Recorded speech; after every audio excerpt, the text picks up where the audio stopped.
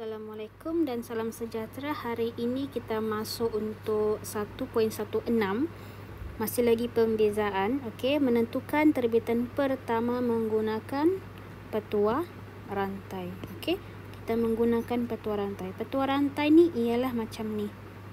dy dx sama dengan dy per du didarab dengan du per dx. Okey, petua rantai ni adalah salah satu cara untuk menyelesaikan pembezaan lah. Dia ikut soalan, bila perlu baru dia guna. Okey, dia ikutlah kalau soalan tu bentuknya macam mana. Okey, yang penting kamu nampak di sini du per du dia sama, macam bersilang. Maknanya kita sedang menggunakan rumus fungsi gubahan, iaitu petua rantai. Okey, jadi kita tengok latihan. Okey, latihan. Okey, contohlah macam ni, bentuk macam ni. Dia bukan penambahan, penolakan ke apa, sebab dia ada kurungan. Walaupun ada operasi tambah, tapi dia ada kurungan dan dia ada kuasa lagi di sebelah atas, sebelah kanan. Maknanya kita kena buat petua rantai lah. Yang sebaiknya, sebab operasi lain kita tidak boleh gunalah. Contohnya rumus pendaraban. Kalau pendaraban dia kena ada kiri dengan kanan. Okey, kalau rumus bahagi dia kena atas dengan bawah. Manakala penambahan boleh buat, tapi ada kuasa dia pula di luar. Jadi kita kena buat petua rantai yang seeloknya lah. Okey, cara pertama, bila nampak jenis soalan ni, dia punya syarat ada kuasa. Itu dia punya syarat, mesti ada kuasa. Lepas tu dia ada kurungan macam ni lah. Okey, jadi bila macam ni cantik sudah, kita boleh letak ini sebagai huruf U. Kita tidak boleh letak U dengan V, sebab kita tidak ada di belakang ni lagi. Mana ada untuk V? Kita tidak ada. Jadi kita guna huruf U sahaja. Okey, jadi kita buat katakan. Okey, katakan tadi U kita letak sebagai X tambah 2. Kita ubah soalan tu. Kita ubah soalan tu kan, namanya juga fungsi gubahan, kita ubah. Okey, kalaulah di dalam kurungan ini sudah U, maknanya Y kita, soalan Y kita pun juga berubah. Okey, jadi Y kita yang baru adalah U kuasa 5. Okey, nampak dua ni? Okey, jangan panik sebab kita mau wujudkan rumus. Rumus petua rantai kita adalah dy per dx sama dengan, okey, dy per du didarab dengan du per dx. Macam ni. Kita kena wujudkan. Jadi dy per du di sinilah kita boleh dy per du di sini kita boleh wujudkan. Manakala du per dx melalui ini. Okey. Jadi kita buat, nampak soalan yang kita sudah ubah, kita buat pembezaan terbitan pertama. Okey, macam ni du per dx. Jadi kita buat pembezaan, kita akan dapat 1. Sebab x di sini dia akan dapat 1. Manakala di belakang ni tambah kosong kan, jadi tidak perlu letak lah. Manakala yang ini pula kita buat pembezaan juga, kita akan dapat dy per du sama dengan 5u kuasa 4. 5u kuasa 4. Nampak sudah? Kita sudah wujudkan dy per du ada dan du per dx ada. Jadi kita boleh masukkan dalam petua rantai kita, rumus petua rantai. Okey, iaitu dy per dx dy per du didarab dengan du per dx. Jadi ambillah yang pertama sekali yang ni, dy per du masukkan 5u kuasa 4.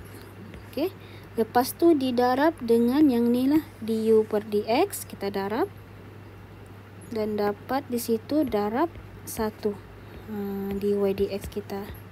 Okey, bila macam ni 5u kuasa 4 darab dengan 1, dapat dirinya sendiri balik. Jadi yang ini sajalah jawapannya. Cuma dia masih dalam bentuk U, tapi soalan dia mahu dy dx kan. Jadi maknanya dalam bentuk X lah ni. Ini gantikan balik dengan siapa? Yang soalan asal tadi. Nih, gantikan. U adalah X tambah 2. Jadi, kena gantikan X tambah 2 di dalam tu. Okay, jadi, kita pun gantikan balik. Ni dy dx kita 5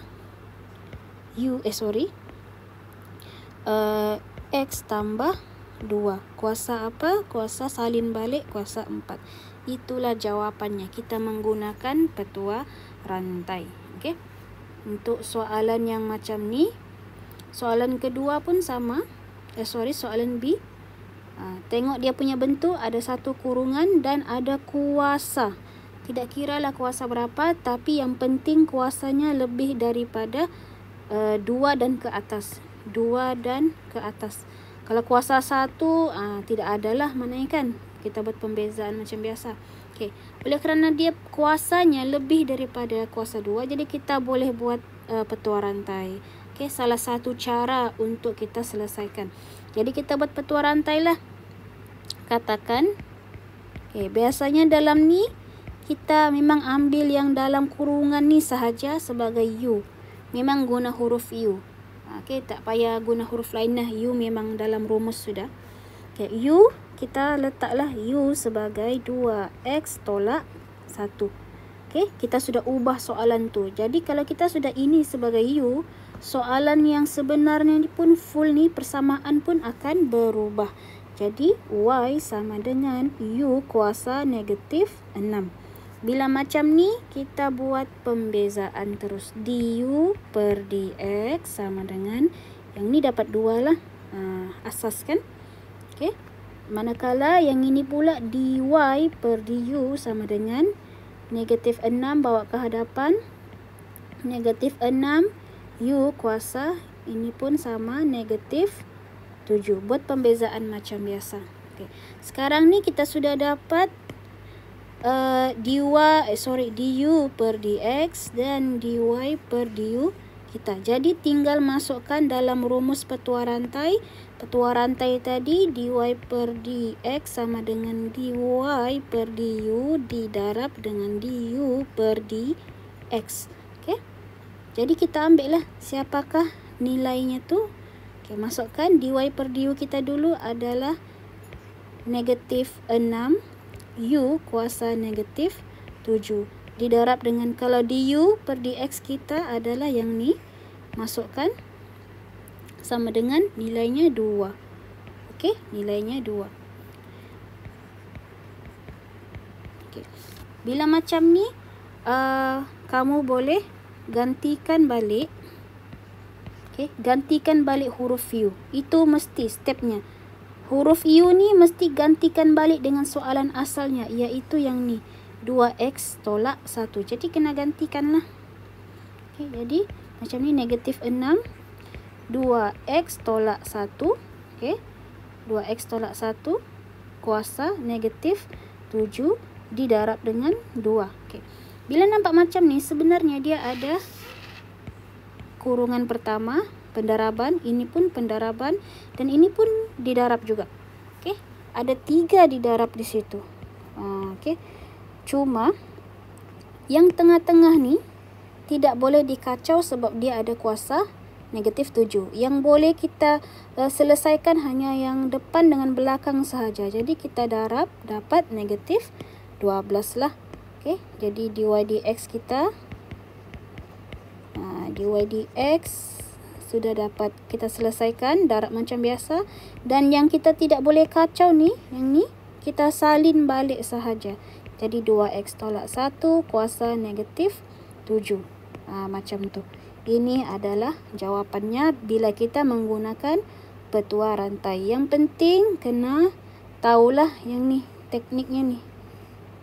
Okey, kena tahu tekniknya menggunakan rumus yang diberi.